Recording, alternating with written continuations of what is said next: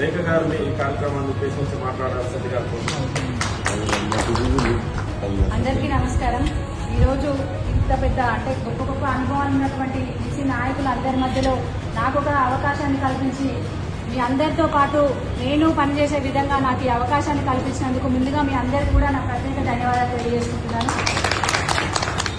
ఈరోజు ఎక్కడైతే రాష్ట్రంలో ఉన్న ప్రతి ఒక్క నాయకుడు ఎమ్మెల్యేగా గెలిచిరు అని అంటే అది ప్రతి ఒక్క గ్రామం నుండి కానీ మన బీసీలు అందరం కలిస్తేనే ఈరోజు వాళ్ళ లీడర్షిప్ని పొందుతున్నారు.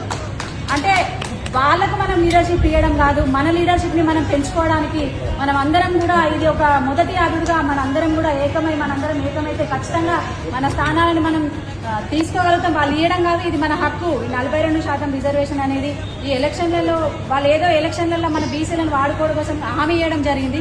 కానీ అదే హామీని మనం చట్టబద్ధంగా వచ్చే విధంగా మనం అందరం కూడా పోరాటం చేయాలి. ప్రతి ఒక్కరం కూడా అన్ని సంపన్న వర్గాలు బీసీలు అందరం కూడా ఏకమైతే మన హక్కును మనం సాధించుకుందాం.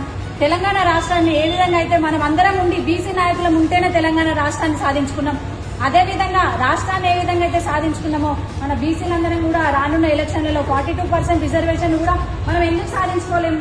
ఖచ్చితంగా మనం అందరం యూనిటీగా ఉండి పోరాటం అనేది స్టార్ట్ చేస్తే మన ఉద్యమం తెలంగాణ రాష్ట్రం ఏ విధంగా సాధించుకున్నామో అదేవిధంగా మన 42% రిజర్వేషన్ కూడా సాధించుకుంటాం. మీ అందరితో పాటు నేను కూడా పనిచేసే అవకాశం నాకు కల్పించారు. నా తరఫున మన బీసీ వర్గాలను కూడా గ్రామాలలో కూడా ఇంకా చైతన్యం తీసుకురావాలి. చదువుకున్న వాళ్ళందరూ కూడా బీసీలలో చాలా మంది ఉన్నారు. సరే, ఆర్థికంగా మనం అందరం వెనకబడి ఉండొచ్చు, కానీ జ్ఞానంలో అన్ని తెలిసిన బీసీ నాయకులు ఎంతో మంది ఉన్నారు. వాళ్ళందరికీ లీడర్షిప్ ఇచ్చింది కూడా బీసీ నాయకులు అందరే. మీ అందరి మధ్యలో నాకు ఈ అవకాశాన్ని కల్పించినందుకు కూడా మీ అందరికీ ప్రత్యేక ధన్యవాదాలు తెలియజేస్తున్నాను.